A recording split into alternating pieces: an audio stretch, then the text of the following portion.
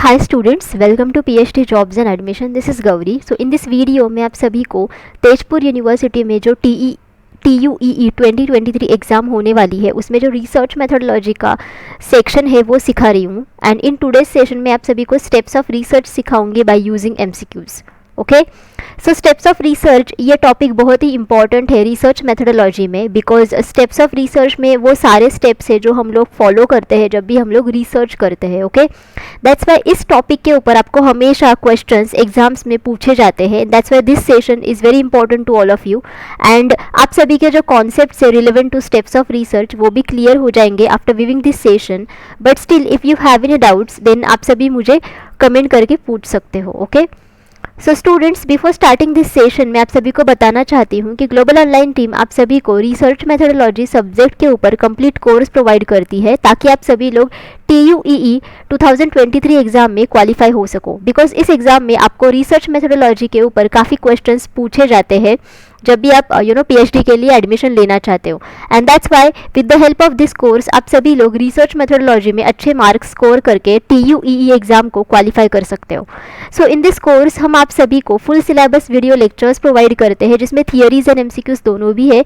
हम आपको full syllabus notes and mock test provide करते हैं। हम आपको 1500 से भी ज़्यादा MCQs रिविजन PDF प्रोवाइड करते हैं। एंड ये जो सारा स्टडी मटेरियल है ये हम आपको हिंदी एंड इंग्लिश ये दोनों ही लैंग्वेजेस में प्रोवाइड करते हैं। सो स्टूडेंट्स, बेसिकली हमारे पास ऐसे 10 मॉक टेस्ट्स अवेलेबल है and each mock test contains 40 MCQs and that's why overall आपके इसमें 400 MCQs कवर हो जाते हैं। And with the help of this revision PDF आप सभी लोग एक ही PDF की मदद से सारे टॉपिक्स को रिवाइज कर सकते हो। एंड दैट्स वाई गारंटीड आपको 80% MCQs यहाँ से ही मिलते हैं out of 100% MCQs in research methodology section of TUEE exam. Okay, so students, अगर आप कोर्स को परचेस करना चाहते हो देन इधर आप ग्लोबल ऑनलाइन ऐप डाउनलोड कीजिए फ्रॉम द प्ले स्टोर, जिसके लिए मैंने लिंक इस वीडियो के डिस्क्रिप्शन बॉक्स में आप सभी के साथ शेयर की है, या फिर आप इनमें से किसी भी नंबर्स पर जाकर व्हाट्सएप थ्रू मुझे कॉन्टैक्ट कर सकते हो।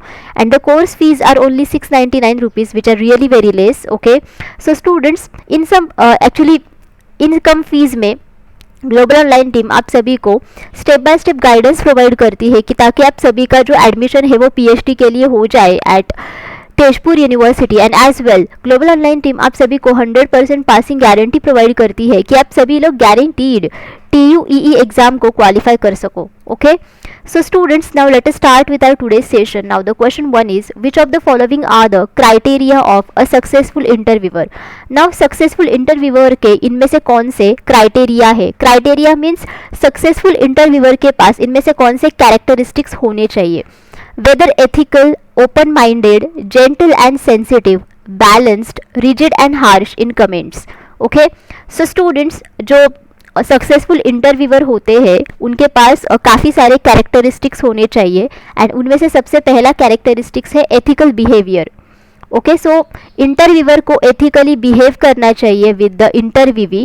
एंड जो इंटरव्यूवी की जो पर्सनल इन्फॉर्मेशन है वो ऑथेंटिकेट होनी चाहिए। एंड एज वेल उनको वो इन्फॉर्मेशन कॉन्फिडेंशियल भी रखनी चाहिए। एंड उनका जो बिहेवियर है मतलब इंटरव्यूअर का वो रिस्पेक्टफुल होना चाहिए towards the interviewee. Okay, now the second characteristic is open mindedness. Open mindedness का मतलब होता है कि इंटरव्यूअर के पास वो सारे पेशेंस होने चाहिए जिस पेशेंस के साथ वो इंटरव्यूवी की बात सुने with the respect. Okay, now the third characteristic is being gentle and sensitive. Being gentle and sensitive, इसका मतलब ये है कि इंटरव्यूअर ये काफ़ी जेंटल एंड सेंसिटिव होना चाहिए टुवर्ड्स द इंटरव्यूवी। बिकॉज कभी कभार इंटरव्यूज में ऐसे सारे क्वेश्चंस पूछे जाते हैं जो इंटरव्यूवी को सेंसिटिव बना देते हैं। एंड दैट्स वाई इंटरव्यूअर के पास वो सारे सेंसिटिव एंड जेंटल चीज़ें होनी चाहिए and so that they can respect to the interviewee and interviewee की वो बात भी अच्छी तरीके से सुने एंड उनके फीलिंग्स भी जान सके। And the fourth characteristic is balanced approach. Balanced approach का मतलब ये है कि इंटरव्यूवी को बेसिक क्वेश्चंस पूछ लेने चाहिए, यानी कि मतलब the questions which are relevant to the study. And as well ऐसे भी क्वेश्चंस पूछने चाहिए जो एक्चुअली इंटरव्यूवी के फीलिंग्स के साथ जुड़े हुए हो। And that's why it should have a balanced approach between the study and as well the feelings of the interviewee. So इनमें से एथिकल एक ऑप्शन है, it should be the criteria of a successful interviewer, open minded ये एक है, gentle and sensitive है, and as well balanced है.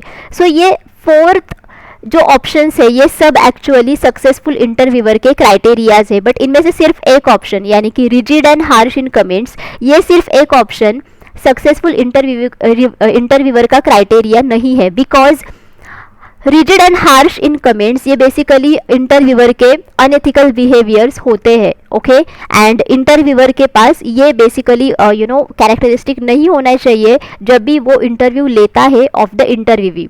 They should have ethical behavior. Okay, and that's why your correct answer should be A, B, C and D only. यानी कि ethical, open-minded, gentle and sensitive and balanced. Now next is arrange the following steps of planning a questionnaire in correct sequence from start to end. Now यहाँ पे आपको काफ़ी सारे statements दिए हैं regarding the sequences of steps of planning a questionnaire.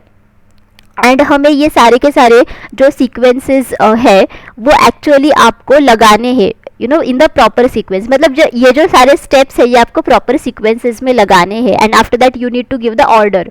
Okay, so questionnaire ये एक research method है जिसमें रिसर्चर रिस्पोंडेंट्स को क्वेश्चंस पूछता है थ्रू द ऑनलाइन मोड या फिर offline mode, and after that respondents खुद ही क्वेश्चंस के आंसर्स रिसर्चर को प्रोवाइड करते हैं. सो काफ़ी सारे रिसर्च मेथड्स ऐसे हैं जिनके कॉमन स्टेप्स होते हैं, बट इट डिपेंड्स अपॉन कि ऑब्जेक्टिव्स क्या है. देन रिसर्च प्रोसेस में एग्जैक्टली हम लोग कौन से data collection and data analysis methods use कर रहे हैं. सो इन सारी चीज़ों के ऊपर एवरी रिसर्च मेथड का जो सीक्वेंस ऑफ स्टेप्स होते हैं वो अलग होते हैं. सो अगर आपको क्वेश्चनर को प्लान करना है देन उसके लिए भी अलग स्टेप्स ऑफ रिसर्च है. so though they are common in all the research types, but still कुछ unique steps भी उसमें होते हैं. So let us see those steps. So first of all, अगर आपको questionnaire को plan करना है then first of all determine research objectives. So सबसे पहले देखो कि research के objectives क्या है. ओके, वाई आपको मतलब why you want to do the research, आपको क्यों करना है रिसर्च. देन रिसर्च के रिसोर्सेज देखो, व्हाट आर द रिसोर्सेज जहाँ से आप डेटा को कलेक्ट कर सकते हो, and as well time constraints देखो, मतलब आपको किस टाइम लिमिट में क्वेश्चनर्स को रिस्पोंडेंट्स को देना है एंड किस टाइम लिमिट में आपको रिस्पॉन्सेज भी हासिल करने हैं from the respondents. Then your second step should be determine how questionnaire will be administered.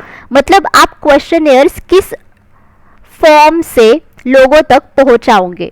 Okay, administered यानी कि अगर आप ऑनलाइन मोड से या फिर ऑफलाइन मोड से क्वेश्चनर्स को रिस्पोंडेंट्स के तरफ आप अप्रोच करोगे. Then the third step will be determine question format. Then question format को डिटरमिन करो, मतलब वेदर आप ओपन एंडेड क्वेश्चंस पूछना चाहते हो या फिर क्लोज्ड एंडेड क्वेश्चंस पूछना चाहते हो. Then your fourth step will be developing and writing clear questions. Okay, developing and writing clear questions. So सबसे पहले आपको क्लियर क्वेश्चंस को डेवलप करना है, देन आफ्टर दैट आपको उनको राइट करना है on the questionnaire paper. Then after that आपको क्वेश्चन फ्लो को डिज़ाइन करना है. So design the question flow, मतलब सबसे पहले कौन सा क्वेश्चन आएगा, सबसे बाद में कौन सा क्वेश्चन आएगा. Then sixth one is questionnaire evaluation. Okay, then evaluate the questionnaire, मतलब देखो कि whether questionnaire जो आपने बनाया है whether it is actually sufficient or not, whether it is ethical or not, ये सब चीज़ें evaluate करो. Then your seventh step will be pre-test and revise questionnaire. Pre-test and revise questionnaire. सो जब भी आप क्वेश्चनर को इवेल्युएट करते हो एंड अगर आपको लगता है कि इट इज़ नॉट एथिकल और इट इज़ नॉट सफिशिएंट और सेटिस्फाइड, देन उसके बाद में आपको उस क्वेश्चनर को फिर से प्री टेस्ट करना है एंड फिर से रिवाइज करना है. Then your eighth step will be prepare questionnaire copy and layout. So after that make the copy and layout of the questionnaire, मतलब जिस पेज पर आप क्वेश्चनर बना रहे हो सो उस पेज का एक प्रॉपर लेआउट बनाओ. Okay, and make the different copies of it अगर आपको हार्ड कॉपीज भेजने हैं तो. Then after that ninth step will be gather data, tabulation and final report. यानी कि आप questionnaires after that रिस्पॉन्डेंट्स को दोगे, देन आफ्टर दैट रिस्पॉन्डेंट्स आपको डेटा देंगे, that is your gathering data step. Then after that आपको उस data को टैब्यूलर फॉर्म में ऑर्गेनाइज करना है, देन आफ्टर दैट आपको फाइनल रिपोर्ट्स बनाना है। And that's why your correct answer for this question should B 2, because ये आपका ऑर्डर ऑफ स्टेप्स रहेगा। मतलब सबसे पहले आप रिसर्च ऑब्जेक्टिव्स को डिटरमिन करोगे, देन आफ्टर दैट आप क्वेश्चंस को डेवलप करोगे, देन आफ्टर दैट आप क्वेश्चंस को इवैल्यूएट करोगे एंड देन उनको प्री टेस्ट करोगे एंड रिवाइज करोगे। देन आफ्टर दैट आप रिवाइज करोगे as needed, finalize and duplicate. Then आप गैदर करोगे डेटा को, देन उसको टैब्यूलेशन फॉर्मेट में ऑर्गेनाइज करोगे and then final report. Okay, it should be your correct answer.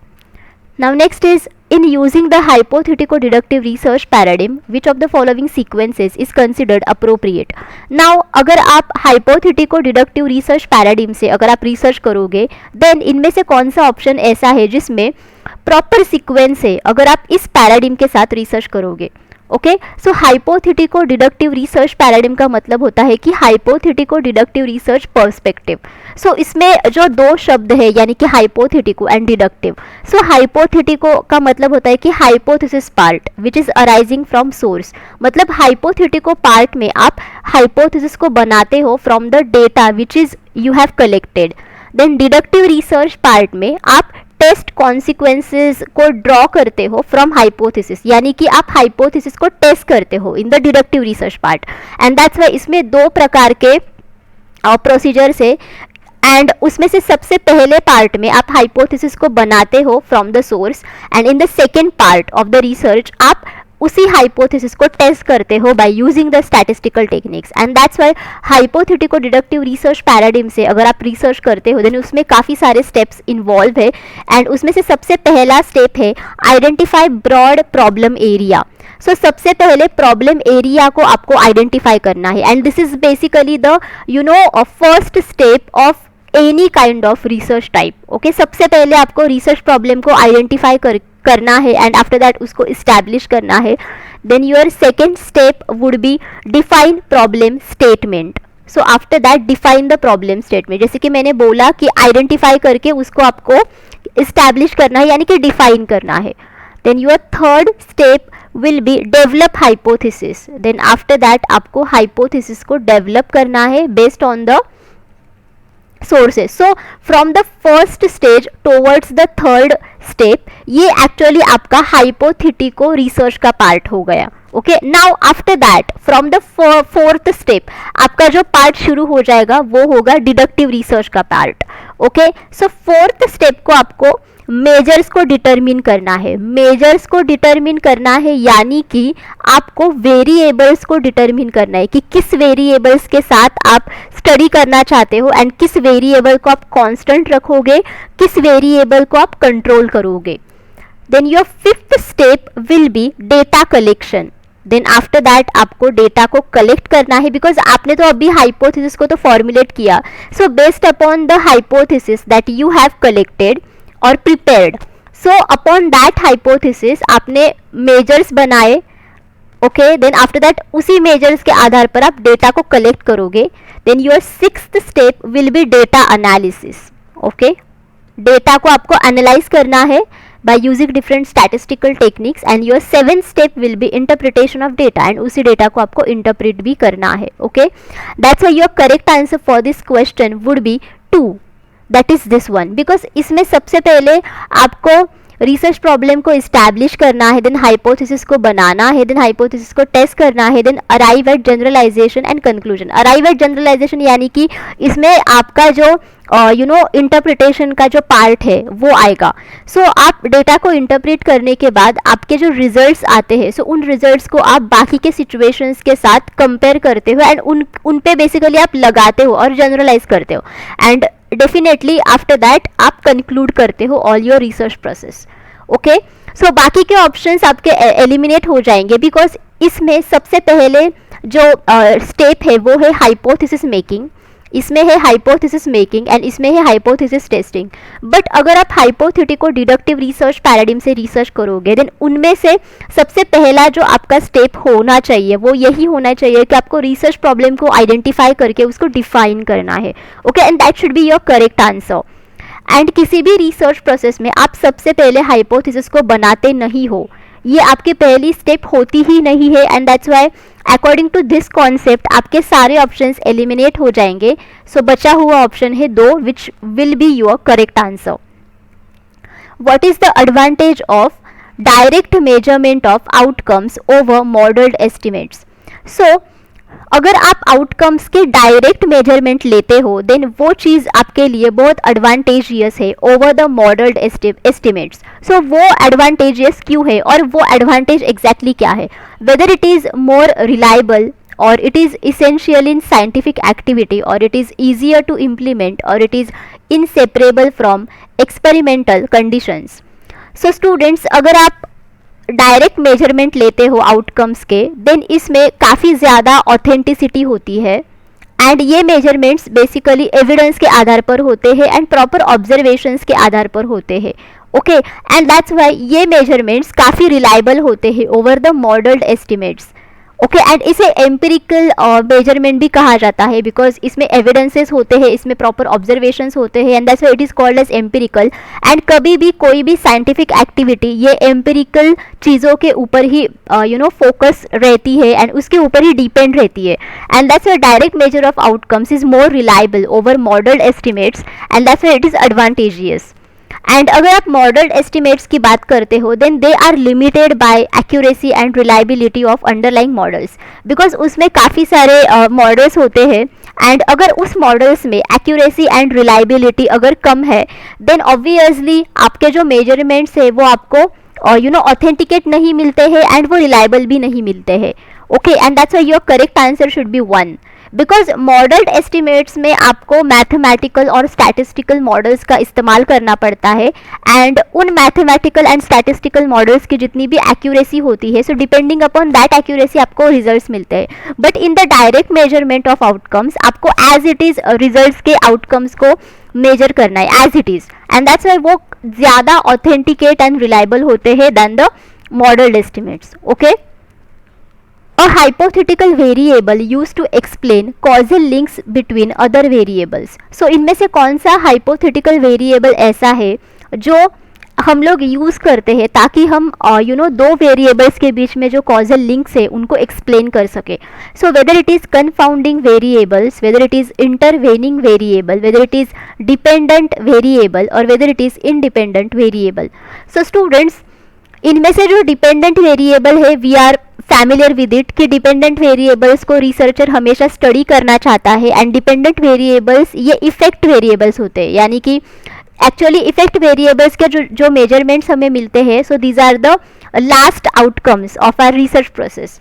And independent variables ये कॉज वेरिएबल्स होते हैं एंड इनको रिसर्चर कंट्रोल करता है, उसको मैनिपुलेट करके उनके वैल्यूज़ चेंज करता है एंड अगर आप इंडिपेंडेंट वेरिएबल्स के वैल्यूज़ चेंज करते हो देन अकॉर्डिंगली डिपेंडेंट वेरिएबल्स की वैल्यूज़ भी चेंज हो जाती है.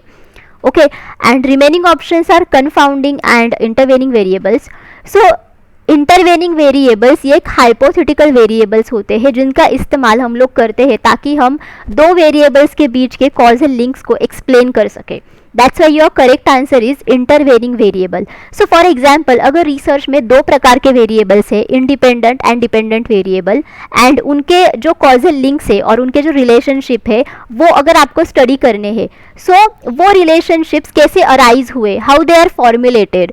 ओके, ये चीज़ आपको इंटरवेनिंग वेरिएबल डिस्क्राइब करता है. Okay, so this is actually useful variable. And what is confounding variables? So confounding variables are extra variables and that researcher did not account for that can discuss another variable's effects and show false correlation. So confounding variables ये एक extra variables होते हैं and ये variables actually researcher study नहीं करना चाहता है but in variables की वजह से जो independent and dependent variables होते हैं उनके relationship पे अफेक्ट होने लगता है एंड दैट्स वाई इनकी वजह से आपको फॉल्स कोरिलेशन मिलता है वेरिएबल्स के बीच में एंड एज वेल आपको फॉल्स रिजल्ट्स भी मिलते हैं. Okay, so but correct answer for this question is 2 that is intervening variable.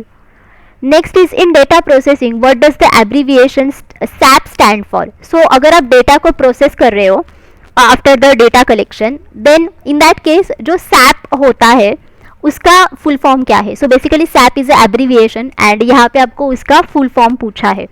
So whether it is systems applications products sales allocations purchases systems authorisations and programs या फिर systems algorithms और processes. So students, SAP ये एक producer है of software for management of business data processes. So जितने भी सारे businesses होते हैं सोसाइटी में, उनके अगर आपको डेटा को प्रोसेस करना है देन उसके लिए एक सॉफ्टवेयर बनाया जाता है. सो बेसिकली ये सॉफ्टवेयर सैप प्रोवाइड करता है. Okay, and that's why the full form for SAP is systems applications and products, because ये सिस्टम्स है, एप्लीकेशंस ये प्रोवाइड करता है एंड एज वेल प्रोडक्ट्स भी प्रोवाइड करता है. And there is a concept called as SAP number, जो कि एक 6 डिजिट नंबर है and this is the unique number. And ये नंबर म्यूनिसिपैलिटी के पास होता है ताकि इस नंबर की मदद से उनके लिस्ट में जितने भी सारे वेंडर्स है उनको वो आइडेंटिफाई कर सके. And that's why SAP actually used by the government. Okay, and it is very useful ताकि हम डेटा को प्रोसेस कर सके within the all over the businesses in the society. And that's why the full form of it is systems applications and products. Okay, the objective of exploring the existing literature should be to identify which of the following issues. So जब भी हम लोग existing literature को explore करते हैं then उसका objective क्या है. सो यहाँ पे आपको काफ़ी सारे ऑब्जेक्टिव्स उसके दिए हैं, but we need to identify the correct objectives. So what is already known about this area, then what concepts and theories are relevant to this area, then how to get funding for the research, what are the significant controversies in this area, are there any inconsistencies in the findings of this area. So existing literature का मतलब होता है कि जो पुराने research papers होते हैं उनको एक्चुअली आप आइडेंटिफाई करते हो एंड उनको स्टडी करते हो. सो उनसे क्या होता है कि it will actually help you कि आप रिसर्च, अगर आप किसी भी टॉपिक के बारे में अभी रिसर्च कर रहे हो then it will help you to do the research properly, because आप उन्हीं एग्जिस्टिंग लिटरेचर के बारे में स्टडी करना चाहते हो जो एक्चुअली उसी टॉपिक के ऊपर है, जिन टॉपिक के ऊपर आप करंटली अभी स्टडी करना चाहते हो. एंड दैट्स व्हाई हम लोग एग्जिस्टिंग लिटरेचर को एक्सप्लोर करते हैं. सो उसके पीछे के पर्पजेस ये है कि आप दिस टॉपिक के एरिया में आप जान सको कि एग्जैक्टली पिछले रिसर्चर ने क्या किया था. ओके, उनके आउटकम्स क्या थे, उनके ऑब्जेक्टिव्स क्या है, वो आप जान सको. And that's why you do this. So option A is one of the objective of existing literature. Then what concepts and theories are relevant to this area, again this is one of the objective of it कि exactly concepts क्या है इस area के बारे में जिसके ऊपर मैं स्टडी करना चाहती हूँ. देन थियरीज क्या है रिलेवेंट टू दिस, ये भी आप जानना चाहते हो and this is one of the objective of it. Then what are the significant controversies in this area, मतलब सिग्निफिकेंट कॉन्ट्रोवर्सीज का मतलब होता है कि उसके रिजल्ट्स क्या है, वेदर वो रिजल्ट्स कई रिसर्चर ऐसे होते हैं कि वो रिजल्ट्स मानते नहीं है, मतलब दे थिंक दैट कि इट इज़ फॉल्स रिजल्ट्स. कई रिसर्चर को लगता है कि ये रिजल्ट्स ट्रू है. सो ऐसे कोई कॉन्ट्रोवर्सीज इस टॉपिक के बारे में है या नहीं, ये भी आपको समझ में आता है by seeing all of the research articles which are already there. And as well अगर इनमें कोई इनकन्सिस्टेंसीज है क्या, इनकन्सिस्टेंसीज का मतलब ये है कि गैप्स है क्या, इस रिसर्च टॉपिक में कोई गैप है क्या. ओके, मतलब बहुत पुराने ज़माने में इसके ऊपर रिसर्च हुआ था क्या, क्या अभी पिछले कुछ ईयर्स में हुआ है. So you will understand the gap in the research topic.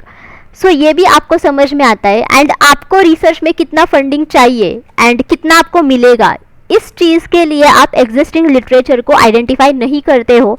So ये ऑप्शन एलिमिनेट होता है and that's why your correct answer should be 3, that is A, B, D and E only, because ये ही सिर्फ आपके एग्जिस्टिंग लिटरेचर को identify करने के ऑब्जेक्टिव्स है ताकि what is already known about this area, what concepts and theories are relevant to this area, what are the significant controversies in this area, and are there any inconsistencies in the findings of this area.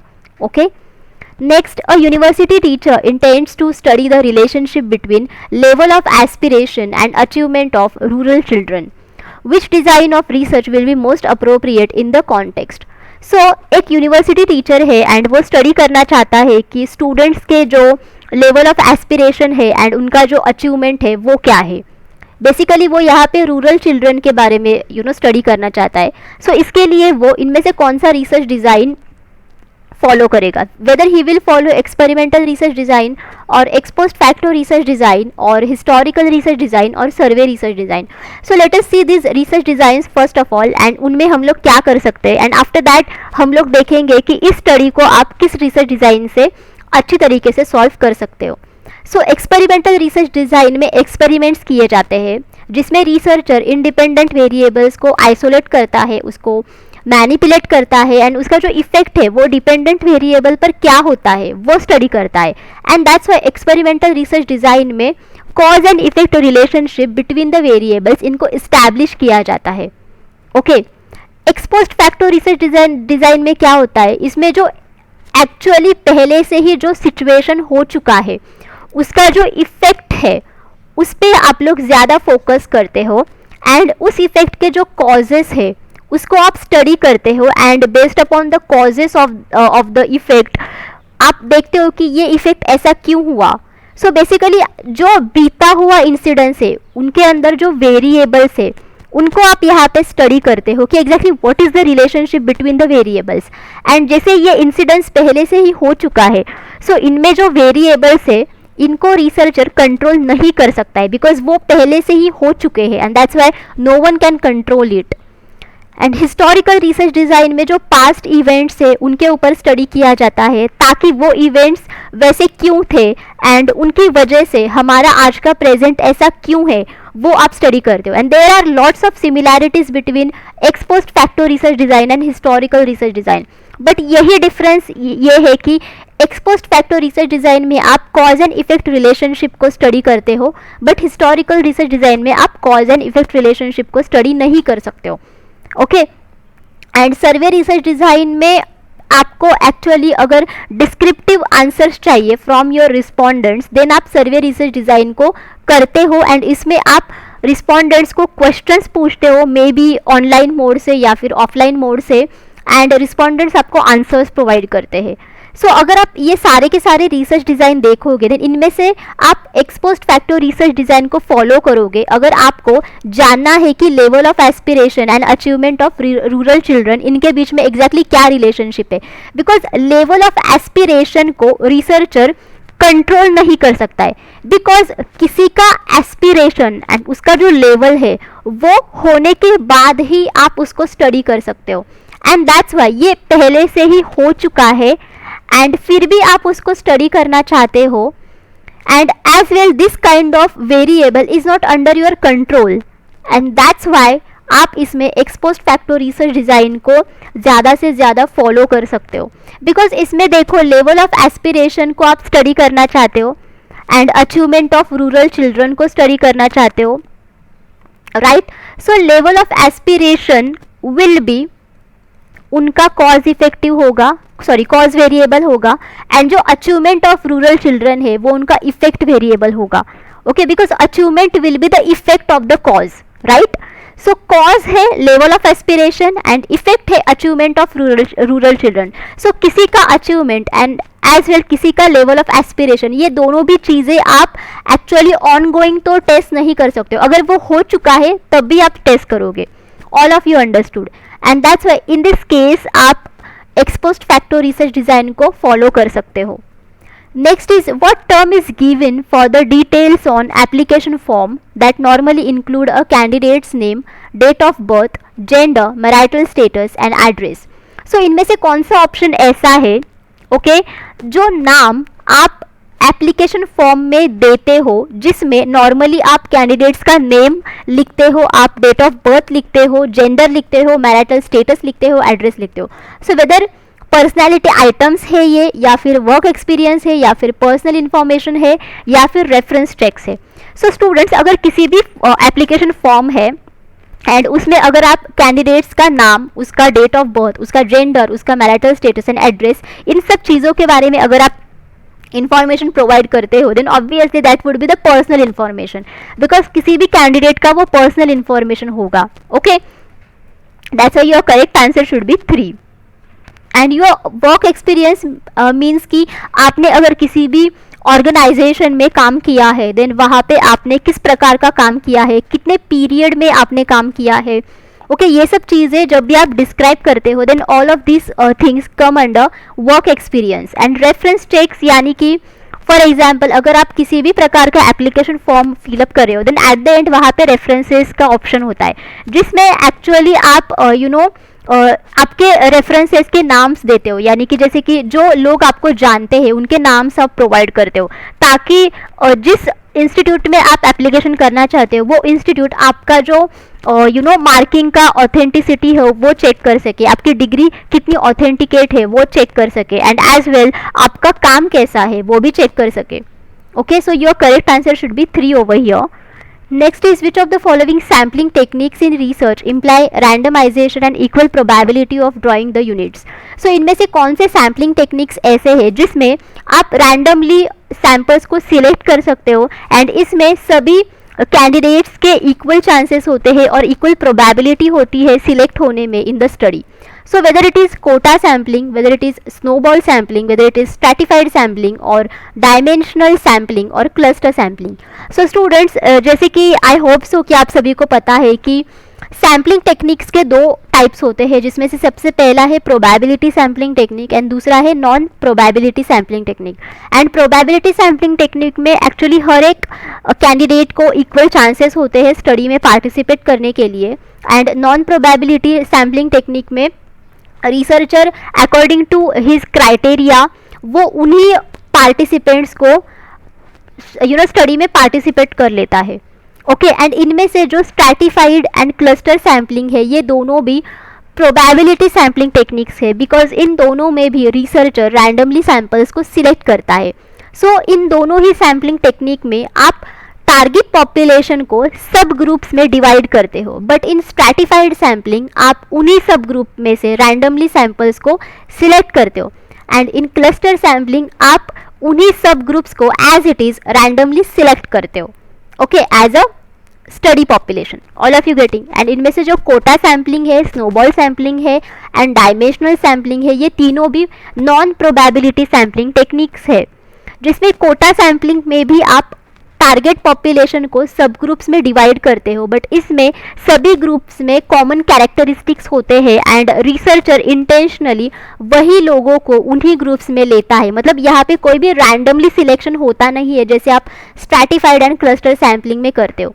And that's why quota sampling में जो सब groups होते हैं उनमें वही characteristics होते हैं जो पार्टिसिपेंट्स को चाहिए होता है, and as well these sub groups represent the target population, and in सब ग्रुप्स में जितने भी सारे पॉपुलेशन के लोग होते हैं इनमें एक्चुअली एक कॉमन कैरेक्टरिस्टिक होता है। ओके एंड स्नोबॉल सैम्पलिंग में रिसर्चर जो रिसर्च में पार्टिसिपेंट्स होते हैं उनको एनकरेज करता है ताकि वो अदर पार्टिसिपेंट्स को पार्टिसिपेट करने के लिए एनकरेज करे, and that's why it is also called as chain और रेफरेंस सैम्पलिंग, बिकॉज जितने भी सारे पार्टिसिपेंट्स पहले से ही स्टडी में होते हैं उनको एनकरेज किया जाता है ताकि वो अदर पार्टिसिपेंट्स को पार्टिसिपेट करने के लिए एनकरेज करे। सो एक चेन बन जाती है और एक रेफरेंस बन जाता है। And dimensional sampling is the sub type of quota sampling, जिसमें रिसर्चर जो कैरेक्टरिस्टिक्स असाइन करता है and based on that characteristic जब भी वो सब ग्रुप्स बनाता है from the target population in the quota sampling, so इसमें काफ़ी सारे कैरेक्टरिस्टिक्स इन्वॉल्व होते हैं जैसे कि जेंडर, देन एज क्या है, ओके हाइट क्या है, सो अकॉर्डिंगली। सो डायमेंशनल सैम्पलिंग में कैरेक्टरिस्टिक्स होते हैं बट उसमें एक प्रॉपर कॉमन कैरेक्टरिस्टिक्स भी होते हैं जैसे कि gender, then height, then weight, okay like that. Okay and participants के पास वो सब कैरेक्टरिस्टिक्स होने चाहिए, okay according to gender and height etcetera, and वो सारे कैरेक्टरिस्टिक्स बेसिकली कॉमन होने चाहिए, and that's why it is called as dimensional sampling. Okay so your correct answer to this question should be 3 because ये दोनों भी probability sampling technique है, यानी कि स्ट्रैटिफाइड एंड क्लस्टर सैम्पलिंग ये दोनों भी प्रोबेबिलिटी सैम्पलिंग टेक्निक्स है। Okay so students thank you for watching this session. I hope all of you understood everything जितना भी मैंने डिस्कस किया, but still if you have any doubts आप मुझे कमेंट करके पूछ सकते हो।